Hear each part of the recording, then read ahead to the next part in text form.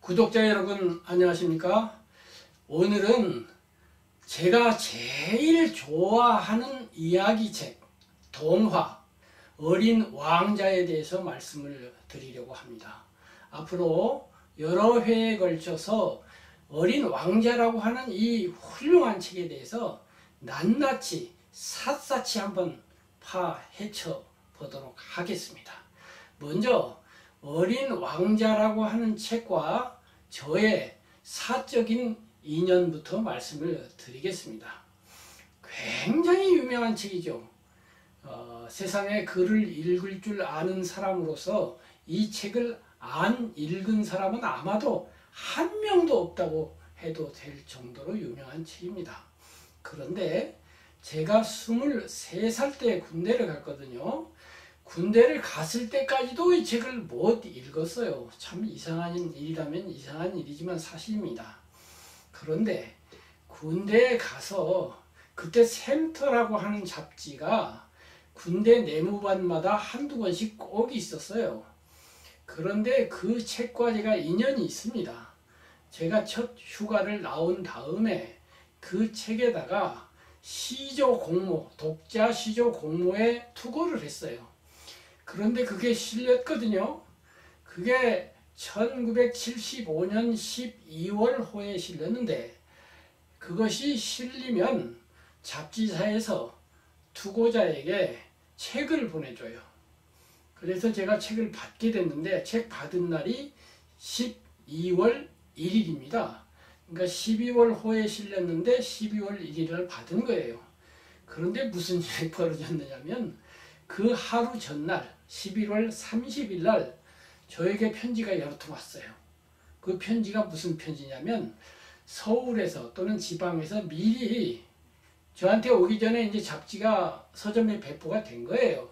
그래서 누군가가 그것을 보고 저에게 그 팬레터라고 해야 될까요? 편지를 보낸 거예요. 주로 아가씨들이죠.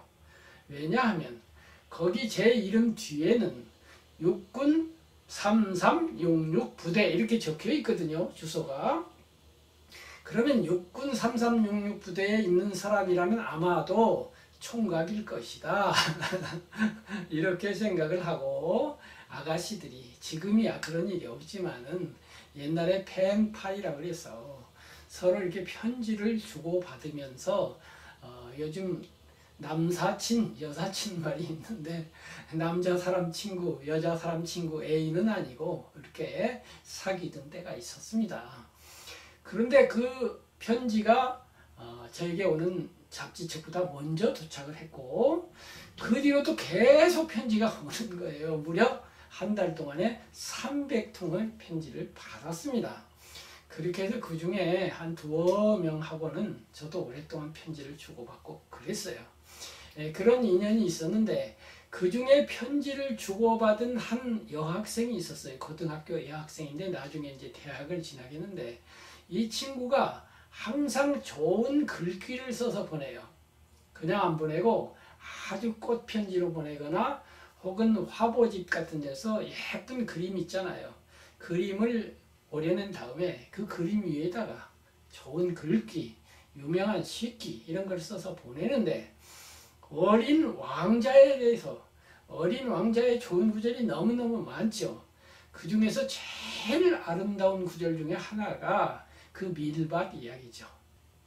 이제 그런 그 내용을 포함해서 보내서 야 어린 왕자라는 책이 있구나 이렇게 좋은 내용도 있구나 이렇게 아는 거예요. 그러고도 어린 왕자 자체를 읽지는 않았습니다. 그리고 이제 군대에서 제대를 한 다음에 우왕좌왕 이러저러 한 일이 많이 있었어요. 그러다가 제가 한국문학이라고 하는 문학 잡지사, 그때는 문학 잡지사가 대단했습니다. 문학 잡지가 대표적으로 현대문학이라고 하는 지금도 발행되고 있고 아마 잡지 역사상 가장 오래된 지금 살아있는 잡지예요. 그리고 그 당시에 문인들의 거의 70%가 이 잡지를 통해서 문인이 되었습니다. 그리고 문학사상, 이어령 선생님이 이제 주관을 하셨던 그러한 잡지가 있었고요. 세 번째로 한국문학이라고 하는 잡지가 있었고, 그리고 문인협회에서 이게 주간지로 발행하는 문인협회 주간으로 발행하는 월간 문학이라고 하는 4개의 잡지가 있었는데 제가 한국 문학사에 입사를 하게 되었습니다.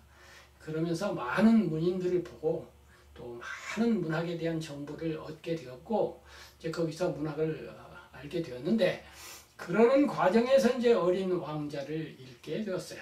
그리고 아주 매혹되었죠.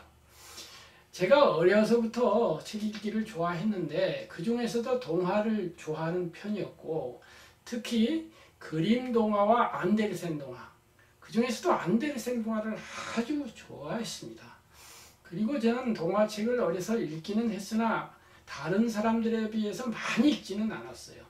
왜냐하면은 저희 집안이 그렇게 부유하지 못해서 제가 읽고 싶은 책을 충분히 사주시지 못했거든요. 그리고 시골에서 자랐기 때문에 뭐 도서관이라든가 다른 친구나 선생님의 책을 빌려서 본다든가 이럴 기회도 별로 없었어요. 그래서 책이 한 권 생기면 아주 닳도록 또 읽고 또 읽어서 거의 외다시피 그러니까 말하자면 다독, 많은 책을 두루두루 읽었다기보다 숙독을 했어요. 한 책을 읽어도 아주 철저하게 읽고 거기에 푹 빠져서 사는 그런 기간을 많이 보냈는데 지금 와서 생각을 해보면 일반 교양을 얻는 데는 다독이 좋으나 문학가가 된다든가 전문가가 되기 위해서는 그것 못지않게 혹은 그것보다 더 깊이 읽는 숙독이 중요하겠구나. 그렇게 해서 완전히 체화가 되고 완전히 내 것이 되어야 되는구나. 이런 생각을 합니다. 그런데 이제 어린 왕자라고 하는 책은 제가 그동안에 동화책 좋은 거 많이 읽었겠죠. 그거 아니라도 뭐 작은 아씨들이라든가 무슨 알프스 소녀라든가 뭐 소공녀라든가 뭐 이런 책들을 다 읽었는데 그 중에서도 어린 왕자는 특별하게 저에게 오래 깊이 남았어요. 그리고 많은 생각을 하게 했어요. 그래서 문학이라고 하는 것이 무엇인지 특히 스토리 문학, 이야기 문학이 무엇인지 이런 걸 생각하게 되었고 한국 문학에 있는 동안에 또 많은 문학가들과 접촉하고 대화하고 또 거기에 실리는 많은 글들 그리고 평론들 이런 것들을 보면서 문학 공부를 했습니다. 그리고 문학인들이 또 모여서 워크숍 하는데 가입을 했어요. 고려대학교 여석기 교수님이라고 셰익스피어를 전공한 당대의 유명한 그 교수님이 있었는데 그 교수님이 지도하는 극작 워크숍에 들어가서 희곡을 쓰는 공부를 하는 과정에서 또 대학에서 또는 대학원에서 이렇게 문학을 전공했고 또 신춘문예를 당선했거나 신춘문예에 당선에 거의 근접한 수준의 이제 문학 지망생들과 같이 지내면서 또 많은 문학 공부를 했어요. 그런데 이제 그렇게 쭉 시간이 지났는데 문학인이 과연 내가 될 수 있을까 하는 데 대한 자신은 별로 없었어요. 그래도 이제 문인이 되기 위한 과정을 밟았죠.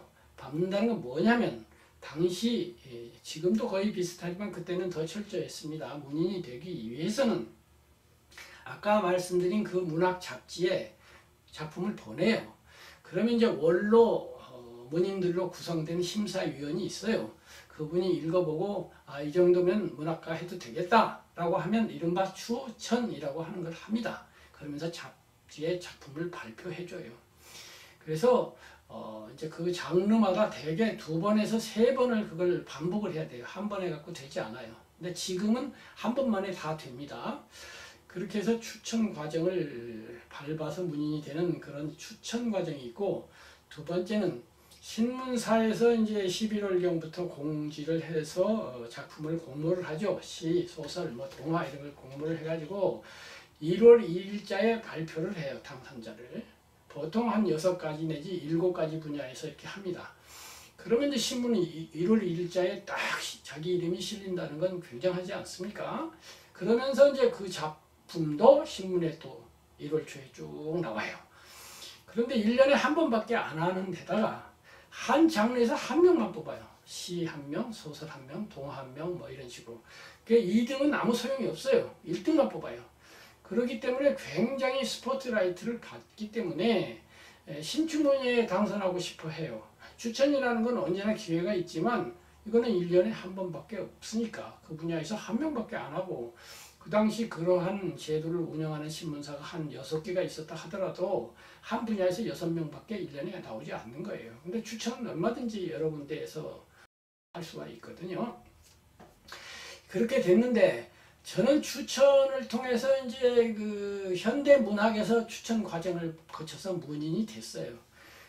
첫 번째 추천을 받은 건 1978년도이고 수필 분야에서 이제 추천을 받았는데 제가 1953년 1월생이니까 만으로 25살 때입니다. 그리고 이제 두 번째 추천은 1980년도 3월호에 실렸는데 이 결정은 이제 그 전해 이미 결정이 나 있었지만은 작품이 실린 것은 그 다음에 3월이어서 이제 문인이 되었습니다.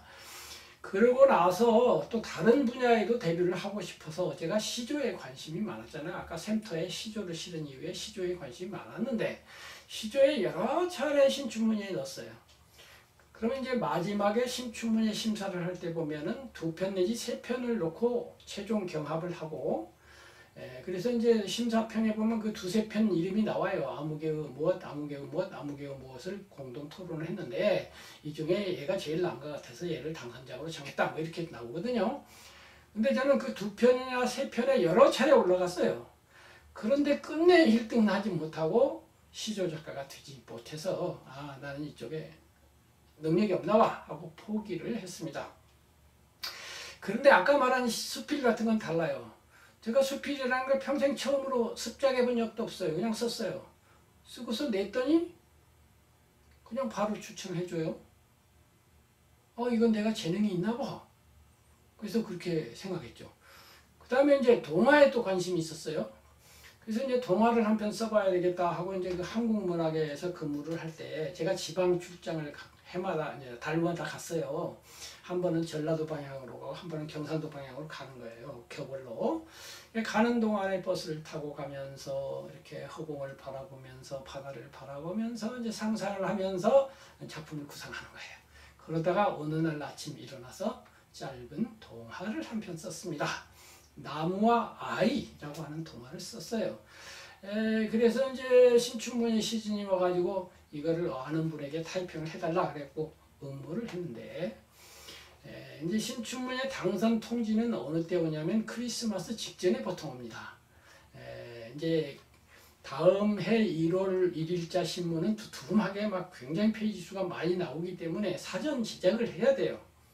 그래서 미리 찍어야 되기 때문에 25일경에는 이미 원고가 마감이 되어야 그 신문을 만들 수 있기 때문에 크리스마스 휴가 직전 23일, 24일에 주로 통지를 해줍니다. 그리고 저는 12월 23일 날 동화가 당선되었다는 통지를 받았어요. 그래서 제 평생 가장 기분이 좋았고 기뻤던 날이 그날이에요. 그 소식을 들을 때 얼마나 좋았는지 모르겠어요.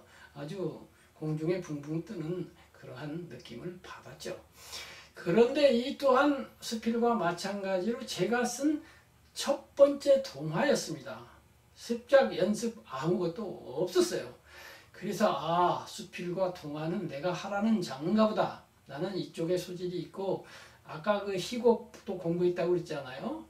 6개 교수님 밑에서. 근데 희곡도 계속 응모를 했는데 계속 마지막 고비를 넘지 못하더라고요. 그래서 희곡과 다른 분야는 내가 소질이 없고 수필과 동화에 소질이 있나 봐. 이렇게 결정을 내리고 그 뒤로부터 이제 거기에 관심을 더욱 기울이게 됐는데 그렇다면은 어떻게 저는 아무런 습작도 하지 않고 수필가가 되고 동화 작가가 되었을까요?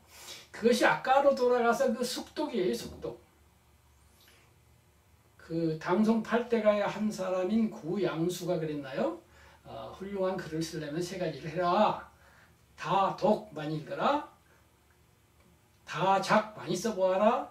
다상량, 상량은 생각한다, 저울질한다 이런 거예요. 그러니까 생각한다는 것은 많이 궁리도 해보고 이렇게 비교도 해보고 상량은 저울질한다는 거니까 다른 작품과 비교를 한다든가 분석을 한다든가 이런 것도 해보고 또 인생사에 대해서 또 소재에 대해서 많은 숙고와 사색과 성찰과 철학과 이런 것이 있어야 된다. 뭐 이런 얘기인데 그건 정말 정답 중에도 정답인 것 같아요.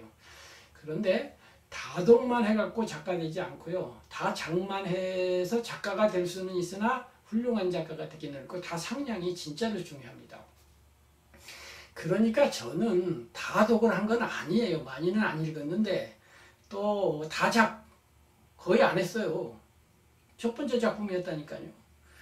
그런데 다 상냥을 했던 것 같아요. 그러니까 다 상냥, 생각하는 속에 마음속에서 작품을 쓴 거나 마찬가지였고 적게 읽어도 많이 읽은 것처럼 상냥 과정에서 작은 걸 읽었으면서도 거기서 많은 걸 찾아냈나 봐요. 그렇게 해서 이제 동화 작가가 되었는데 그렇게 해서 당선된 나무와 아이라고 하는 동화 작품은 어떤 나무가 있고 한 꼬마가 있었는데 둘이 친구가 되어가는 과정에서 이 나무라는 애는 꽃도 없고 열매도 없는 나무예요.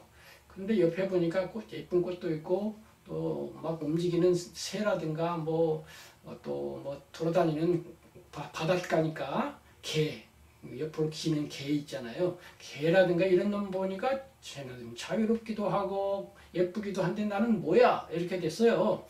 그래서 이제 슬퍼하고 있는데 역시 엄마도 잃고 외로운 한 아이가 와서 둘이 대화를 하고 친구가 되어가는 과정에서 내가 비록 꽃도 없고 열매도 없지만 그래도 살아야 된다. 인생은 살아볼 만한 것이다. 이런 이제 결론을 내린다. 뭐 이런 내용을 가지고 있어요.